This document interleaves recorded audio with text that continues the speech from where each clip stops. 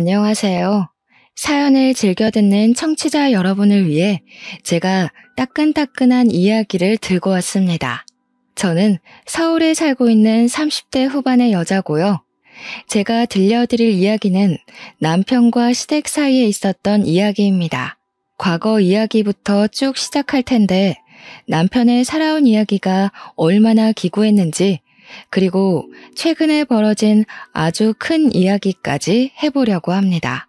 마음을 곱게 쓰지 않은 사람의 최후가 얼마나 더러운지 제 이야기를 들어보신다면 격하게 공감이 갈 것이라 생각됩니다. 그럼 지금부터 이야기를 시작해 보도록 하겠습니다. 우리 남편은 유년 시절을 아주 불행하게 보냈습니다. 우리 남편이 어릴 적 친모가 병으로 세상을 떠나게 되면서 엄마의 손길이 필요했던 남편을 위해 시부는 새장가를 들게 되었습니다. 그때는 남자 혼자 애를 키운다는 게 상당히 불쌍하게 여겨지던 시절이라 주위 사람들이 발벗고 나서서 시부의 재혼 자리를 알아봐 주었다고 했어요. 그때 우리 시부는 일이 무척이나 바쁜 실력 있는 목수였는데 실력이 진짜 좋아서 돈도 많이 벌었지만 각 지방에서 끊이지 않는 일거리를 쫓아다녀야 해서 바빴대요. 돈을 버는 만큼 시간에 쫓기게 되고 자연스럽게 우리 남편을 돌봐줄 사람이 필요했던 거죠. 시부의 재혼은 오로지 남편을 위한 결정이라고 해도 과언이 아니라고 했습니다. 남편을 챙겨줄 사람을 구하기 위해 재혼을 선택한 시부의 결혼 생활은 행복했을까요? 우리 남편은 행복했을까요? 시부는 그 와중에도 새엄마가 들어오면 남편을 챙기지 않을 수도 있다는 불안감과 걱정에 아이가 딸린 여자를 새엄마로 들인 겁니다. 그래서 우리 남편은 새엄마가 생긴 날 4살 차이가 나는 여동생도 생기게 되었죠. 처음에는 우리 남편이 4살이나 어린 여동생이 생겨서 참으로 좋았다고 했었어요. 우리 남편이 초등학교 6학년일 때 시부가 재혼을 했으니 여동생은 초등학교 2학년이었죠. 남편은 나서서 동생이랑 놀아주고 참 잘 챙겼다고 했어요. 그런데 새엄마 입장에서는 그게 불편하고 싫었대요. 초등학교 6학년이면 알 거 다 아는 나이 아니냐고, 우리 딸은 아무것도 모르는데 아들이 나쁜 마음 먹으면 어떡하냐면서 걱정을 했대요. 우리 남편한테 자기 딸한테 가까이 가지 말라고, 소름 끼친다고, 딴 마음 먹는 거 아니냐고 그런 소리를 대놓고 했다는 겁니다. 우리 남편은 그냥 여동생이 귀엽고 예뻐서 놀아주고 싶고 챙겨주고 싶었던 건데 겸상도 하지 말라는 식으로 말해서 너무 속상했다고 했어요. 그 어린애가 알면 뭘 안다고 그러겠어요. 그러던 도중에 신우가 학교에서 실내화를 갈아 신고 까먹고 신발 주머니와 운동화를 챙기지 않아서 신발을 분실하게 된 거예요. 놀란 신우이가 남편한테 찾아가서 오빠, 나 운동화를 잃어버렸어 하면서 엉엉 울었대요. 남편은 신우의 신발을 찾아주려고 선생님께 양해를 드린 뒤에 같이 운동장도 찾아보고 학교 건물도 찾아보고 분실물 모아둔 곳에 가서도 찾아보았대요. 신발장도 다 뒤져보고 쓰레기 소각장도 다 가봤는데 누가 가져간 건지 결국 신발을 찾지 못하게 된 거죠. 실내화 신고 집까지 오게 되면 실내화가 더러워지고 내일 학교에서 당장 신을 실내화가 없으니까 둘은 고민에 빠지게 된 겁니다. 1시간을 넘게 학교를 뒤지다가 결국에는 남편이 신우를 업은 상태로 집까지 10분을 꼬박 걸어온 거예요. 동생 발에 흙이라도 묻을까봐 그 어린 나이에 동생 가방까지 다 무게 걸고 애를 업고 온 거죠. 초등학교 6학년짜리가 힘이 있으면 얼마나 있었겠어요. 땀 뻘뻘 흘리면서 여동생을 업고 집에 왔더니 시모가 난리가 난 거죠. 뭔데 내 딸을 업고 오냐부터 시작을 해서 남편이 땀을 뻘뻘 흘리고 있으니까 더럽다고 당장 씻으라고 혼을 내고, 신우가 시모의 말에 놀라서 아니라고, 오빠가 나 신발 잃어버려서 실내화 더러워질까봐 업어준 거야 하니까 또 트집을 잡더래요. 그냥 그거 신고 걸어오는 게 낫지 생각이 불순해서 업고 온 거 아니냐고 표독스럽게 남편을 추궁한 거죠. 우리 남편은 그때 자기도 모르게 깨달았대요. 뭘 해도 새엄마는 나한테 마음 열 생각이 없구나. 나랑 잘 지내볼 생각이 없구나 하고요. 주말에 시부가 지방에서 일을 끝내고 집으로 돌아오면 그때는 또 잘해주는 척 엄청나게 신경을 써줬다고 했어요. 그래서 남편은 주말이 차라리 빨리 왔으면 좋겠다. 시부가 오는 날만큼은 진짜 가족처럼 화기애애하니까 하니까 엄청 기다렸대요. 하지만 매번 올라올 수 있었던 것도 아니었대요. 시부가 주말에도 지방에 일을 하러 가게 되거나 출근을 하게 되면 지옥이었다고 했어요. 방문을 잠그고 거실에 나와볼 수조차 없었대요. 거실에 나가면 왜 나왔냐고 방에 들어가라고 윽박을 질러서요. 밥은 맨날 맨밥에 김치, 김, 참치캔 이런 것만 주고 먹고 싶은 걸 말해도 어쩌라고 하면서 들어주지도 않았대요. 신우가 먹고 싶다는 건 사다 주던 해주던 어떻게든 먹게 해주면서 남편이 햄이라도 구워주시면 안 돼요? 하면 햄이 없어 하고 말았대요. 솔직히 애 키우는 집에서 햄은 무조건 구비해두는 재료 중에 하나잖아요. 먹는 걸로 차별받으면 정말 서러운 거 아시죠? 하지만 남편은 새엄마니까 하면서 꾹꾹 참고 그러려니 했대요. 아무튼 우리 남편이 중학생이 되고 나서부터는 차별의 강도가 점점 심해지기 시작했대요. 집에 가봐야 온 것도 모르고 아예 신경도 안 쓰고 밥도 제대로 챙겨주지도 않았고요. 오죽하면 교복 빨래도 남편이 스스로 해야만 했다고 하니까 정말 시모가 나빠도 너무 나빴죠. 집에 있는 게 너무나도 싫었던 남편은 결국 시부한테 부탁을 해서 종합학원을 다니기 시작했대요. 학교 수업이 끝나고 학원에 가서 하루 종일을 시간을 보내고 집으로 돌아오는 게 마음이 편했던 거죠. 저녁밥으로 편의점에서 삼각김밥에 컵라면 하나씩 사 먹으면 시간을 버티고 버텼던 거예요. 한창 클 나이에 부실하게 먹어서 키가 크지 못할 법도 한데 시부가 체격이 좋아서 그런 건지 남편은 키도 쑥쑥 크기 시작했어요. 그러다 보니 또 부작용이 생기게 된 거죠. 바로 교복 바지가 너무 짧아진 겁니다.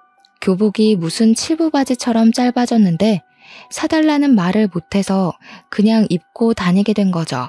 그런데 우리 남편이 또 웃긴 게 친구들 사이에서 나름 인기도 좋고 잘 나가는 친구였나 봐요. 그 학교에 교복 바지를 칠부로 수선해서 입는 게 유행을 타기 시작한 거예요. 남편은 그냥 교복 사달라는 말을 못해서 입게 된 건데 친구들은 돈을 주고 수선을 하면서 칠부로 입고 다닌 거죠. 아무튼 학교에 칠부 바지 열풍이 부니까 학교 선생님들도 선도부도 집중 단속을 하게 된 겁니다. 당연히 우리 남편도 교복 바지를 줄인 거 아니냐고 오해를 받아서 걸리게 되었고 우리 남편은 새 바지를 구할 수 없는 입장이니까 그냥 무시하고 입고 다녔대요. 학교 선생님한테 교복 살 돈이 없어서라고 말하긴 너무 쪽팔리잖아요. 사춘기 시절 아이들에게 예민한 문제니까요. 거기다가 아버지께서 목수일을 하시면서 돈을 꽤 쏠쏠하게 벌고 있다는 걸 선생님도 알고 있었어요. 그때는 선생님들이 가정환경 조사를 다 하니까 알고 있던 시절이란 말이죠. 그런데 돈이 없어서 교복 바지를 못 사 입어요 라고 한다는 건 선생님을 기만하는 문제가 될 수도 있는 거였어요. 남편이 무시를 하고 학교를 다니니까 학교에서 새엄마에게로 연락이 가게 된 거예요. 애가 행색이 영 불량해지고 요즘 어울리는 친구들도 좀 별로라고 하면서 새엄마를 학교로 호출한 거죠. 남편의 담임 선생님이요. 그제야 시모가 남편의 바지가 그 모양인 걸 알게 된 거였어요. 그전까지 남편이 학교 가는 걸 마중 나간 적도 없고 빨래도 안 해줬으니까요. 시모는 쪽팔리게 이런 걸로 학교로 오게 만든다면서 교복 바지를 새로 사줬다고 했어요. 물론 학교에 오고 가고 하게 만든 벌이라며 남편의 따귀를 엄청 세게 한 대 쳤다고 하더라고요. 그때 우리 남편은 새 교복 바지를 꽉 주고 결심을 했대요. 하루빨리 이 집을 탈출해야겠다고요. 대학을 가서 아르바이트를 하던 아니면 빨리 취직을 하던 꼭 이 집을 탈출해서 혼자 마음 편하게 살겠다고. 고등학교에 들어가서는 시모의 경계가 더 심해졌다고 했어요. 신우가 2차 성장이 찾아오면서 사춘기를 맞이하게 됐고 남편이 혹여라도 무슨 짓을 할까봐 시모가 곤두서 있었던 거죠. 그래서 남편은 더욱 집에 있기 싫어서 학원을 더 늘렸고 자연스럽게 악착같이 공부를 하게 되었고 예상보다 훨씬 좋은 학교에 입학을 하게 되었습니다. 우리 남편이 대학에 입학을 하고 시부가 무척이나 자랑스러워했다고 해요. 그런데 그때쯤 신우가 중학교 3학년이었는데 사고를 치고 다니기 시작한 거예요. 불량한 학생들이랑 어울려 다니면서 담배도 피우고 동급생 애들한테 돈을 갈취해서 노래방을 다니기도 하고 술을 마시고 그런 거죠. 신우이가 사고를 칠 때마다 시모는 학교에 불려가서 죄송합니다, 죄송합니다 하고 와야 했다고 했습니다. 그런데도 불구하고 신우는 반성이 없었고 시모한테 대들며 싸움이 점점 늘어나게 된 거죠. 그러면 시모는 자연스럽게 남편의 탓을 하면서 네가 교복 줄이고 불량한 애들이랑 어울려 다니더니 네 동생이 너 따라한다. 남편한테 화를 냈대요. 우리 남편은 몇 년 동안 여동생이랑 밥 한 번 같이 먹은 적이 없는데 자기 탓을 하는 시모한테 너무 어이가 없어서 대꾸도 못했다고 하더라고요. 시모는 거기에서 멈추지 않고 우리 남편한테 신우 과외를 좀 시켜주라며 부탁을 했대요. 말이 부탁이지 거의 협박이나 다름없는 말투로 용돈 10만 원 줄 테니까 국영수 좀 가르치라고 대학은 보내야 하지 않겠냐고 했다는 겁니다. 어차피 같은 집에 살면서 틈틈이 시간 날 때마다 몇 시간씩 애 봐주는 건데 용돈 받는 셈 치고 애 공부 좀 시키라고 했대요. 남편은 그 말도 어이가 없는 거죠. 10만 원에 몇 과목을 봐주라고 하니까 우리 남편이 좋은 학교에 다녔기 때문에 다른 애들 과외하면 한 과목 가르치는데도 한 달에 40만 원은 받았단 말이죠. 그런데 고작 10만 원에 틈날 때마다 전 과목을 가르치라고 하는 게 도둑놈 심보지 뭐겠어요. 남편은 애초에 싹을 잘라놔야 한다는 생각이 들어서 딱 잘라서 거절을 했대요. 신우 딱 봐도 공부할 머리는 아닌 것 같다고 맨날 저렇게 담배 피우고 술 먹고 나가서 노느라 바쁜데 무슨 공부냐고 포기하시라고 했대요. 그러니까 시모가 어쩜 오빠가 돼서 그런 말을 할 수 있냐고 따졌다는데 애초에 가족 취급 안 한 건 시모였잖아요. 남편이 신우가 얼굴은 좀 예쁘장하게 생겨먹긴 했으니까 저 얼굴 가꿔서 시집이나 보낼 생각하라고 했대요. 시모가 노발대발 난리가 난 걸 뒤로하고 잔소리 듣기 싫다고 바로 휴학계 내고 군대에 가버렸답니다. 글쎄. 뭐 일찍 군대에 가는 사람들은 대학 입학하자마자 휴학계 내고 군대로 바로 간다면서 남편도 그렇게 했대요. 아무튼 군대에 있는 동안에 받는 작고 소중한 월급들 깡그리 한 푼도 안 쓰고 모아서 군대에 전역하자마자 학교 근처에 고시원 같은 원룸을 얻었대요. 처음 가져보는 아무도 없는 자신만의 공간이라 너무나도 소중하고 좋았다고 하더라고요. 시부가 그래도 대학 등록금은 다 내주고 용돈도 보내줘서 과외에서 버는 돈까지 합쳐서 생활비로 썼다고 하더라고요. 우리 남편 생활력 참 강하죠? 그래서인지 집안일도 참 잘해요. 아무튼 대학도 잘 졸업하고 햇볕도 거의 안 드는 원룸에서 악바리처럼 취업 준비를 해서 대기업에 떡하니 취직도 하게 된 거죠. 남편은 대기업 취업이 확정된 그날 햇볕이 안 드는 그 집이 남양집처럼 따뜻하게 느껴졌다고 했어요. 대기업 취업한 뒤 눈칫밥 먹으면서 열심히 일하다가 누굴 만났게요? 바로 저를 만났습니다.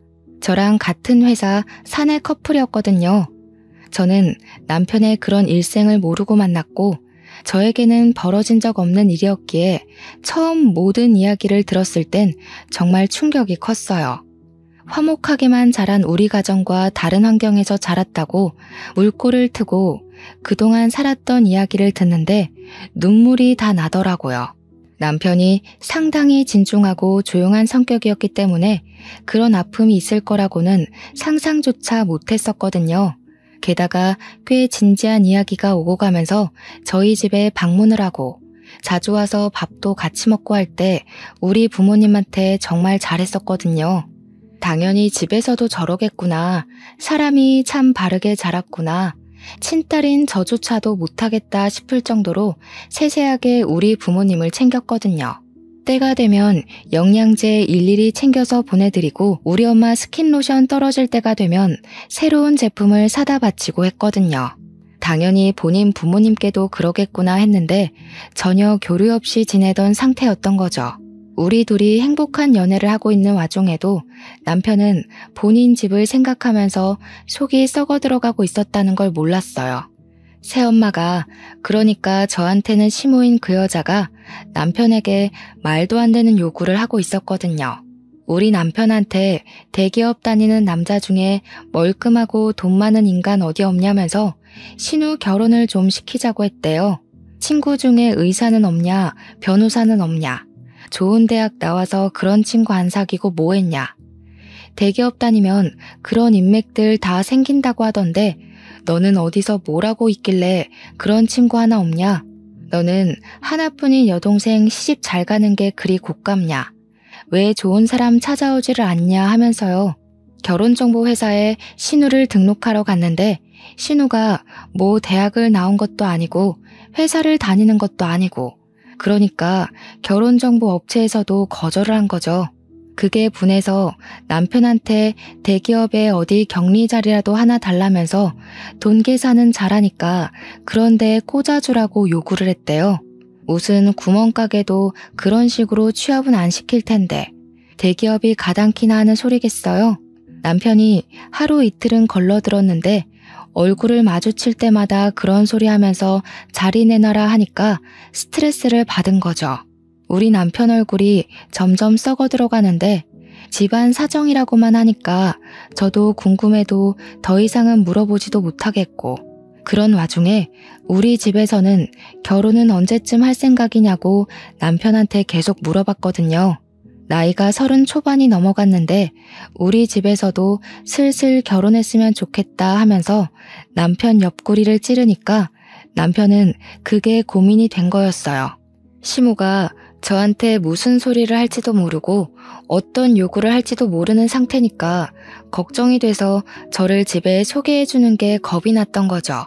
혹시라도 제가 지레 겁먹고 결혼 못하겠다고 도망이라도 가면 큰일이니까요. 모든 이야기를 듣고 나서 저의 결심은 바뀌지 않았어요. 언제까지 이렇게 미룰 수는 없다는 생각이 들어서 큰 마음 먹고 남편에게 이야기를 했습니다. 나는 매 맞을 준비 다 되어 있으니까 시댁에 인사를 드리러 가자고 했죠. 그러면서 혹시 시부는 당신의 과거를 다 알고 있냐? 차별받으면서 억울하게 부당한 대우받고 산 거 알고 있냐고 하니까 아예 모른다고 하더라고요. 원래 집에 자주 오지도 않았고 지금도 여전히 일을 하고 계신다고. 물론 예전처럼 매일같이 집에 없는 건 아니지만 간간히 나가신다고 했어요. 뭐 남편이 대학을 다니면서부터 자취를 시작했으니까 시부도 모를 수는 있다고 생각은 했지만 그것도 시부를 제가 색안경 끼고 보게 된 계기이기도 했거든요. 조금만 들여다보고 아들한테 관심을 가졌으면 시부도 알 수 있는 내용 아닌가 싶었고요. 주말에는 되도록 집에 있으려고 하셨다고 했으니까요. 근데 눈치 자체를 못 챘다는 게 우리 남편한테 그냥 관심이 없었던 건 아닐까 하는 생각으로 빠지게 되었죠. 어쨌든 시댁에 인사를 드리러 갔는데 시무랑 신우가 절 딱 보자마자 위아래로 쭉 훑어내리는데 느낌이 쎄하더라고요. 신우가 절 보면서 눈은 안 우는데 입꼬리만 올려서 억지로 웃는 그 얼굴 있죠? 그렇게 웃으면서 말하더라고요. 새언니 축하해요. 우리 집처럼 화목하고 단란한 집에 시집 오는 게 쉬운 일은 아닌데 요즘 시월드다 뭐다 말 많잖아요? 우리 집에 온 건 축복받은 일이지. 감사하게 생각해요. 누가 누구한테 감사하게 생각하라는 건지 그 이야기 듣자마자 소름이 쫙 올라오더라고요. 대놓고 그냥 10월드에 오신 걸 환영합니다 라고 이야기하는 것 같았거든요. 제가 선물로 제철 과일 바구니를 백화점에서 비싼 거 사서 갔는데 과일 바구니 보자마자 시모가 뭐라고 했는지 아세요? 어머나, 세상에서 두 번째로 쓸모없는 걸 들고 왔네. 값만 비싸지 실속은 하나도 없는 거. 예, 첫 번째는 뭔지 아니? 바로 꽃바구니란다. 꽃이랑 과일은 하등 쓸모없으니 앞으로는 들고 오지 말아라. 고기면 몰라도 과일이 뭐니? 근데 진짜 저도 이런 사연을 많이 들어도 보고 찾아도 봤는데 보고 들으면서 매번 다짐한 게 있거든요. 내가 저런 취급을 받으면 하나하나 다 말대꾸를 해야지 했는데 막상 제 일로 닥치니까 입이 얼어붙은 사람처럼 말이 안 나오더라고요. 머릿속이 새하얗게 변하는데 어버하고 있으니까 우리 남편이 딱 그러더라고요. 마음에 안 드시면 저희가 다시 들고 가죠 뭐. 우리 장인 장모님이 과일 좋아하시니까 차라리 잘 됐네. 자기야, 집에 가서 장인 장모님이랑 나눠 먹자. 그러면 되지? 그러니까 시모가 당황해서는 남편한테 아니 말이 그렇다는 거지. 우리도 과일 좋아하거든. 우리 딸이 멜론 좋아하잖아. 오빠가 돼서 그것도 모르니? 하더라고요. 멜론 비싼 과일인데 잘 됐다고 이따가 우리 딸 입에 쏙 넣어줄게 하는데 남편이 심드렁하게 이야기를 했어요. 난 집에서 이런 비싼 과일을 먹어본 적이 없어서 몰랐네. 이렇게요. 우리 남편이 정말 처음으로 존경스러운 순간이었습니다. 어떻게 바로바로 그런 말을 뱉어내는지 멋있어 보였어요. 시모는 그 와중에도 입을 삐쭉 내밀고는 아니 내가 어릴 땐 주지 않았나? 하면서 변명하고 있었고요. 그런데 시부가 딱 그러더라고요. 뭘 보자마자 예비 며느리한테 나를 세우고 그러냐고 저녁부터 먹고 이야기하자고요. 어차피 기대도 안 한 식사 자리긴 했는데 반찬이 생각보다 너무 단출해서 좀 실망감이 컸어요. 우리 남편이 이런 취급을 받고 자랐구나 싶어서 제 마음 한구석에서 스멀스멀 언짢은 기색이 올라오고 있었죠.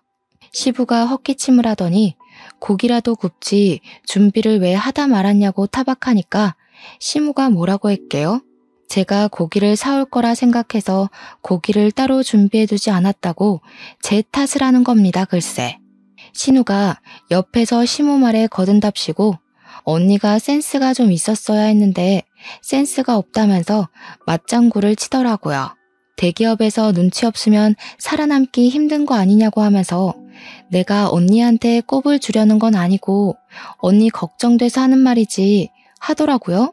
언제 봤다고 반말 찍찍하는지 4살이나 어린 주제에 남편이 그런 여동생을 싸늘하게 바라보더니 사람 참 안 바뀐다고 너도 예전 그대로구나 하더라고요.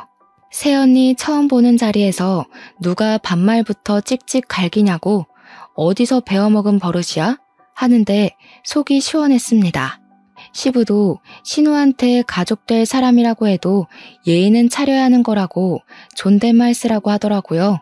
근데 이상하게 웃긴 게 시무랑 신우가 시부한테는 꼼짝도 못하고 깨갱하더라고요. 그게 참 의외였어요. 밥을 먹는 둥 마는 둥 하고 나서 시부가 본격적으로 결혼 준비에 관한 이야기를 하면서 이것저것 물어보기 시작했습니다. 어떻게 만나게 된 거냐? 부서가 다르다던데 소개라도 받은 거냐 하면서 남편과 저의 연애사를 궁금해하셨어요. 그냥 뭐 회식 자리에서 우연히 만났는데 때 서로 휴대폰 번호 교환하고 만나기 시작했다. 이런 이야기를 하고 있었죠. 근데 시모가 제 앞에 과일이란 과도를 탁 소리나게 내려두는 거예요. 느낌이 바로 딱 오잖아요. 이거 나한테 시키려고 일부러 내 앞에 두신 거구나. 기싸움 하는 거구나 하는 느낌이요. 아니나 다를까 웃는 얼굴로 우리 새아기 솜씨 좀 보자면서 과일 깎는 거야 요즘 다 기본 아니냐고 하더라고요. 신우는 그 기본도 못하게 생겼던데 뭐 보여달라고 하시니까 제 솜씨를 자랑해야겠다 싶었습니다. 제가 대기업 취직하기 전에 아르바이트로 대학생 때 호프집에서 일을 했었거든요. 학교 앞에 저렴한 호프집이라 늘 손님이 미어 터지는 곳이었는데 제가 바로 과일 안주 담당이었습니다. 그래서 진짜 현란한 솜씨로 과일을 척척 깎아서 플레이팅까지 완벽하게 해서 내놨어요. 그랬더니 신우가 과장된 말투로 이야기를 하더라고요. 우와, 언니 소시적에 클럽이나 나이트 같은 데 많이 다녔나 봐요? 아니면 술집에서 일을 했나? 솜씨 대박이네. 물론 호프집도 술집이긴 하지만 신우가 말하는 술집은 뉘앙스가 조금 다른 술집이었어요. 제가 네? 하면서 잘못 들은 건가 싶어서 표정을 싹 굳혔더니 신우가 놀래는 척하면서 되려 큰 소리를 내더라고요. 어머 언니, 진짜 술집에서 일했던 거야? 대박이다. 술집에서 일했는데 어떻게 대기업을 갔어? 술집 손님 중에 대기업 사람이 있었나? 스폰서야? 이 난리를 피우는 거예요. 제가 순간 화가 나서 아니 저기요 하는데 남편이 바로 정색하고 미친 거 아냐? 하더라고요. 평소 같으면 무시하고 지나갔을 말인데 남편이 화를 내니까 신우가 누나를 이리저리 굴리더라고요. 스폰이라니 신우 생각하는 거하고는 진짜 영 아니었어요. 제가 그래서 그냥 솔직하게 이야기를 했죠. 대학 다닐 때 등록금 보태려고 학교 앞에 있는 호프집에서 아르바이트를 했었다고요. 그러니까 신우가 깔깔 웃으면서 아니 호프집도 술집이지 뭐 이러더라고요. 시부가 신우 손을 찰싹 내리치면서 경거망동하게 행동하지 말라고 자꾸 이러면 용돈이고 뭐고 다 끊어버릴 거라고 했죠. 너도 새언니처럼 아르바이트라도 해서 한 푼이라도 벌어서 쓸 생각을 해야지 맨날 클럽 나이트 다니는 게 누군데 그런 소리를 누구 앞에서 하냐고 했어요. 시부가 꽤 기분이 나빴는지 신우한테 한 소리를 하니까 신우가 그러더라고요. 보면 아빠는 이런 식으로 오빠랑 나랑 차별을 하더라. 오빠만 좋아해 맨날. 입을 삐죽이면서 이야기를 하는데 차별은 누가 받았는데 그딴 소리를 하는 건지 제 속이 터져나가는 느낌이었습니다. 한 차례 폭풍이 쓸고 지나간 것처럼 순간 정적이 찾아왔는데 시무가 딱 그러더라고요. 예, 너네 이제 부부가 대기업에 다니는 거니까 돈은 섭섭지 않게 벌겠다. 우리한테 용돈은 얼마나 줄 수 있니?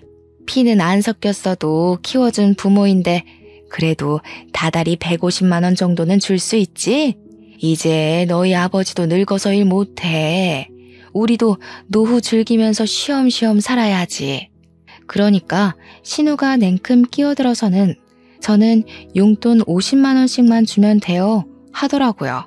저는 어이가 없어서 숨만 들이키고 있었고 남편은 바로 대답을 했어요. 너는 알아서 벌어서 쓰도록 하고 시댁에 주는 만큼 처가에도 당연히 드려야 하는데 그럼 우리는 뭐 먹고 삽니까? 애 낳아서 키우려면 돈도 모아야 하고 아직 아파트 대출도 남아있어요. 한 달에 30만 원 정도 용돈은 드릴 수 있습니다.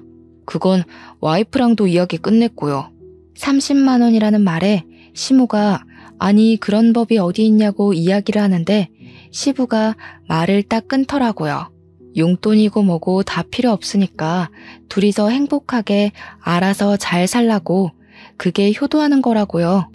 시무는 씩씩거리면서 시부한테 애들 키워놨는데 우리 노후는 책임지라고 해야지 하고 있고 시부는 바라는 게 뭐가 그리 많냐고 애들끼리 행복하게 사는 게 우리 노후를 즐겁게 하는 거라고 딱 잘라서 이야기했습니다. 적어도 시부는 생각이 제대로 박힌 것 같아서 다행이라고 느꼈죠. 그렇게 첫인사와 동시에 결혼 허락을 받고 상견례 자리를 마련하게 되었습니다. 당연히 우리 부모님께는 시작부터 단단히 일러두었죠. 우리 남편의 과거를요. 차별도 심하게 받았지만 시무랑 신우가 무척이나 상식적이지 않은 사람이라고 한 귀로 듣고 한 귀로 흘려달라고 부탁을 드렸습니다. 어차피 결혼하게 된다 하더라도 자주 마주칠 사람은 아니니까 걱정하지 말아달라고요. 솔직히 우리 부모님께서 걱정을 하지 않았다고 하면 그것도 거짓말이긴 하죠. 하지만 워낙 우리 남편을 예뻐해 주시기도 했고 차별이라는 말이 나오자마자 아버지께서 무척이나 분노를 하셨거든요. 이렇게 착하고 예쁜 아들을 누가 차별을 하면서 키웠냐고. 이제 우리 사위니까 아들이나 마찬가지라고요. 당연히 상견례 자리에서 시모랑 신우가 말도 안 되는 말과 행동을 했습니다.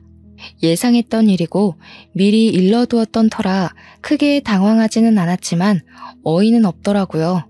상견례를 한정식 집에서 했는데 식당에 자리를 안내받아서 들어가자마자 핀잔 주기 바쁘더라고요.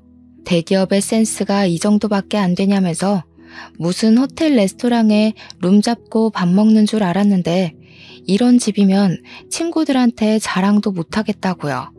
시모랑 신우가 구시렁구시렁 거리는데 우리 부모님은 딱 시부랑 할 이야기만 나누시더라고요. 대놓고 시모를 무시하니까 시모도 나중에는 조용히 옆에서 끼어들 말만 탁탁 끼어드시대요. 우리 부모님께서 애들 집은 지금 사위가 혼자 사는 그 집에서 신혼집 꾸미는 거냐고, 대출금은 좀 갚아주시냐고 물어보았어요. 그러니까 시모가 끼어들어서는 우리 먹고 죽을 돈도 없다고 애들 못 도와준다고 못을 박더라고요. 그러면서 용돈은 달라고 했더니 칼같이 거절하더라. 애들 키워봐야 소용도 없다 하더라고요. 우리 부모님이 한 귀로 듣고 흘리고는 그럼 예단이나 예물도 하지 마시고 애들끼리 알아서 하게 내버려 두자고 했어요. 시부가 고개를 끄덕이고 있는데 시모가 끼어들더니 아니 그건 또 이야기가 다르죠 하는 겁니다. 내 친구들 보니까 모피도 받고 가방도 받던데 나도 하나쯤은 받아도 되는 거 아니냐고. 그러니까 신우가 옆에서 나도 백 하나는 사줘야 하는 거 아니야? 하는 거예요. 우리 부모님께서 다시 대화를 원점으로 돌려서 그럼 집 대출금은 갚아주시는 거냐고 하니까 그건 또 쏙 무시하고 애들이 알아서 대출금 갚아야지 왜 우리한테 이야기를 하냐고 하는데 답이 없었습니다. 말이 영 안 통하니까 제가 나서서 집이며 혼수며 알아서 다 할 테니까 예단 예물도 따로 하지 않겠다고 못을 박았어요. 반지도 그냥 서로 마음에 드는 걸로 알아서 골라서 사겠다고 아무것도 하지 마시라고 선을 그었죠. 그러니까 시모가 아니 우리도 받을 건 받아야 하지 않겠냐고 시부 옆구리를 쿡쿡 찌르는 겁니다. 아들 대기업 보내는 게 얼마나 힘든 일인지 아냐면서 대기업 보낸 값은 받아야지 하는데 우리 부모님이 어이없어서 말씀하셨어요. 우리도 우리 딸 대기업 보내느라 힘들었다고. 근데 솔직히 애들이 알아서 잘해서 간 거 아니냐고요. 언성이 조금 높아지니까 그제야 시부가 인상 팍 쓰더니 시모한테 가만히 좀 있으라고 정신 사납다고 한마디 하시더라고요. 결국에는 우리 뜻대로 알아서 하는 걸로 정했고 남편이 시댁 근처에도 가지 말자고 하더라고요. 다행히 남편이 살던 아파트가 친정이랑 가까운 위치여서 그러자고 했어요. 결혼하고 나서는 꽤 살만했습니다. 남편도 자신만의 가정을 꾸려서인지 안정을 찾아가는 것 같았고요. 우리 부모님이랑 자주 만나서 밥을 먹는데 이제야 정말 가족이 생긴 기분이라며 부모님께 감사하다고 인사도 하고요. 시댁이랑은 최소한의 도리만 지키면서 거리를 두고 살았습니다. 그렇게 몇 년의 시간이 흐르고 갑자기 시댁에서 소란스러운 일이 벌어졌어요. 다름 아닌 신우가 혼전 임신을 해서 결혼을 갑작스럽게 준비하게 되었다는 것이었습니다. 저는 놀래서 신우가 만나던 남자친구가 있었어요? 하고 물어보니까 신우가 너무 당당하게 아니 클럽에서 내가 진짜 대단한 인간 하나를 물었잖아 하는 거예요. 저는 이게 뭔 소린가 싶어서 네? 하고 물어보니까 클럽에서 만난 남잔데 건물주라고 자기를 소개했다는 거예요. 건물주 만나기가 쉽냐면서 바로 꼬셔서 임신부터 했지 하는 거예요. 아니 연애를 한 게 아니라 임신부터 했다고요? 듣고도 믿어지지가 않아서 되물었더니 건물주라는데 당연히 바로 임신부터 해야 하는 거 아니냐요.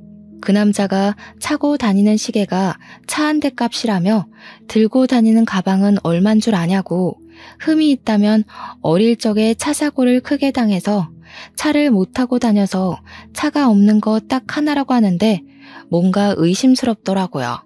그래서 제가 사기꾼 아니냐고 하니까 시모가 저한테 질투하냐고 그딴 소리 하지 말라고 이야기하대요. 신우는 임신 10주 됐다면서 빨리 결혼식 올려야 된다고, 배 나오면 드레스 핏이 안 산다고 난리를 쳤어요. 진짜 너무나도 기가 막혀서 말이 안 나오더라고요.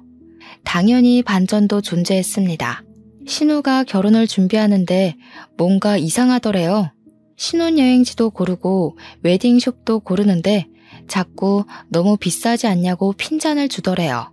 시부모 될 사람도 미리 만났는데 예비 신랑이랑 달리 너무 후줄근하더라는 겁니다.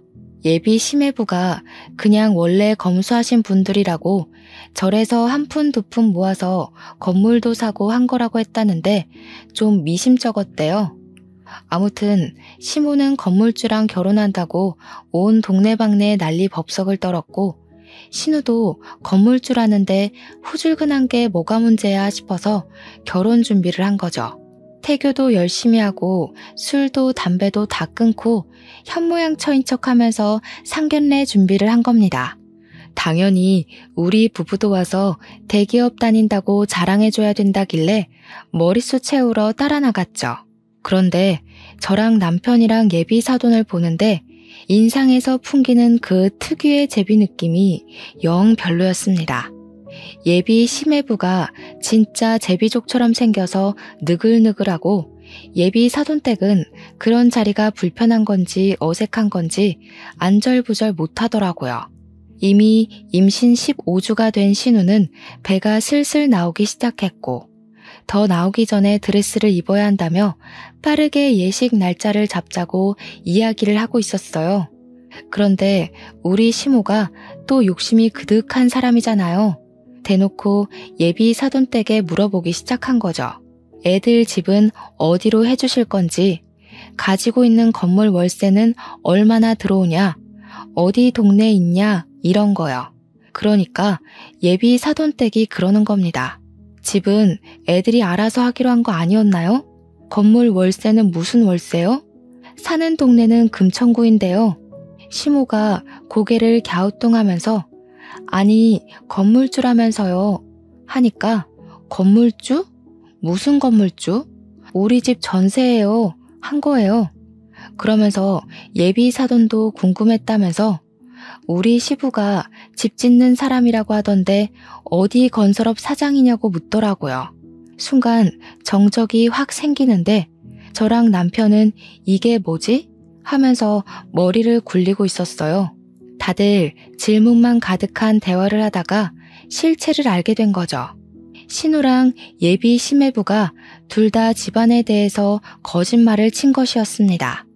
알고 보니 예비 시매부는 개뿔 가진 거 하나도 없으면서 여자 하나 잘 잡아서 결혼하려던 제비족이었고, 입고 다닌 것, 들고 다닌 것 모두 짝퉁이었던 것이었어요. 신우는 행색만 보고 건물주라고 하니까 우리 아빠도 건설 쪽 일한다고 집 짓는 사람이야, 사장이야 하면서 거짓말을 친 거죠. 시부가 물론 목수였기에 완전 틀린 말은 아니지만 뉘앙스가 완전히 다르잖아요. 그 사실을 상견례 자리에서 모조리 다 알게 된 거죠. 예비 시매부는 뭐야, 건설업 운영한다며, 사장이라며 이러고 있고, 시무는 야 뭐야, 너 시계랑 가방이랑 다 짝퉁이야? 건물주라며 하고 있고, 시부랑 시모는 머리 싸매고 이게 무슨 일이야 하고, 예비 사돈댁도 어안이 벙벙해서 아무 소리 못하고 있고, 저랑 남편만 밥 먹으면서 강 건너 불구경하고 있었죠. 당연히 어떻게 됐겠어요? 결혼이고 나발이고 없었던 일로 하자면서 서로 사기꾼 집안이라고 욕하고 난리가 났어요. 신우만 사색이 돼서는 지금 임신 중인데 그럼 아기는 어떻게 하냐고 이렇게 무책임하게 굴면 어쩌냐고 소리 지르고 예비 심해부는 신우한테 몸부터 들이댈 때 알아봤다면서 자기가 완전 꽃뱀한테 당한 거라고 애 지우던지 하고 나가버리고 이미 16주가 다 되어간 애를 어디서 지우겠어요? 말이 안 되는 소리지. 신우는 울고불고 난리가 났고 시모는 신우 등짝을 퍽퍽 때리면서 건물주라며 팔자 폈다며 그러더니 이 사실이 믿기지 않는지 시모가 신우한테 멍청한 년이라고 지 팔자 지가 꼬았다고 난리를 치더라고요. 개판이 된 상견례 자리를 뒤로하고 저랑 남편은 집으로 돌아오면서 진짜 말 한마디를 하지 않았어요. 진짜 제대로 영화 한 편 봤다 하고 있는데 일주일 뒤에 얼굴이 죄다 썩어 문드러진 신우가 시모랑 우리 집을 찾아왔더라고요. 남편이 무슨 일로 오셨냐고 하니까 시모가 할 이야기가 있다고 다짜고짜 집으로 들어오더라고요. 그러더니 하는 말이 아주 가관이었습니다. 애를 지울 방법을 찾아봤는데 방법이 없다지 뭐냐. 출산을 해야 하는데 미혼모가 이 더러운 세상에서 어떻게 애 키우면서 혼자 살아? 그러니까 얘가 애 낳으면 너네 부부 호적에 올려두고 친자식처럼 좀 키워다오. 가족이라면 그 정도는 다 받아주고 할 수 있지 않니? 저는 어이가 없었죠. 우리 자녀 계획도 아직 못 세웠는데 이게 무슨 말도 안 되는 소리인가 싶었어요. 어머님, 그건 아니죠. 저희도 아직 자녀 계획을 못 세웠는데 누구 애를 맡아서 키워요? 내가 지금 부탁하는 걸로 보여? 시엠이 말이 말 같지 않아? 그러면 내 딸을 미혼모로 살게 내버려 두라는 거야? 너네 호적에 넣는 게 뭐가 어려워? 그 말을 조용히 듣고 있던 남편이 코웃음을 팍 치면서 신우를 노려보더라고요. 아무 말도 못하고 있던 신우가 남편을 보더니 흠칫 놀라더라고요. 너 내가 차별받고 자란 과거를 다 알면서도 나한테 네 자식을 맡기고 싶냐? 내가 네 자식한테 무슨 짓을 어떻게 할 줄 알고 나한테 애 보내겠다는 소리를 아무렇지도 않게 해?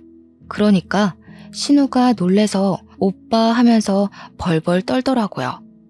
시모도 얼굴이 시퍼렇게 질려서 아무 소리 못하고요. 내가 당한 만큼 갚아주겠다고 해도 나한테 아이 보낼 자신 있어? 무섭다 무서워. 어떻게 오빠가 돼서 아직도 그런 걸 마음에 두고 이런 식으로 동생을 괴롭혀? 차별을 한 사람은 모르지. 당한 사람만 아는 거지. 나 같으면 내가 무서워서라도 이런 부탁을 못할 것 같은데. 내가 얼마나 우습게 보였으면 이런 부탁을 해? 됐고 죽이 되던 밥이 되던 혼자 애 키우면서 살아. 네가 저지른 짓 네가 책임지고. 그러더니 내 집에서 당장 나가라며 신우랑 시모를 쫓아냈어요. 얼마나 제 속이 시원하던지 박수를 쳐줬답니다. 그 뒤로 신우랑 시모는 저희 집에 나타나지 않았고 시부를 통해서 이야기를 듣게 되었습니다. 시모가 앞장서서 심해부 될 뻔한 그 사기꾼한테 양육비 청구 소송을 진행 중이고 신우는 결국 출산을 해서 미혼모로 아이를 키우고 있다고요. 가끔 우리한테 애를 봐달라고 시부를 꼬셔내고 있다고 하는데 제가 그랬죠. 우리 남편이 당한 일을 다 알고 있는데 저한테 애를 맡기겠다고요? 라고요.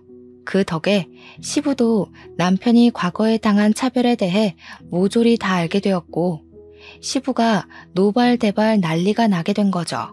그렇게 아들을 괴롭혀 놓고 어떻게 애를 아들 호적에 입적시켜서 키워달라는 철면피 같은 소리를 할 수 있냐고. 그 와중에도 시모는 우리 남편이 너무하다고 했다네요. 시부는 짐 싸서 나가고 싶은 거 아니면 우리 남편한테 더 이상 연락하지 말라고 했대요. 신우가 저한테 연락 와서는 하루 정도 봐줄 수도 있지 그걸 다 시부한테 일렀냐고 하면서 자기한테 너무 가혹하다고 하소연을 하대요. 저는 웃으면서 자업자득 아니에요? 했죠. 그러니까 신우가 이러면서 전화 끊더라고요. 이제 와서 신우도 왜 우리한테 친한 척하는지 눈에 빤히 보여서 받아주지 않고 있어요. 아이를 낳았으면 당연히 책임을 져야 하지 않겠어요? 시모도 신우도 우리 남편 괴롭혔던 그 죗값을 태어난 아이에게 평생 숙지하면서 살았으면 좋겠습니다. 제 이야기는 여기서 끝이에요. 역시 사람은 죄 짓고 살면 안 되겠죠? 모든 일은 부메랑처럼 돌아오게 되어 있답니다. 저와 남편은 이번 일을 잊지 않고 꼭 기억할 거예요. 제 이야기를 들어주셔서 감사합니다.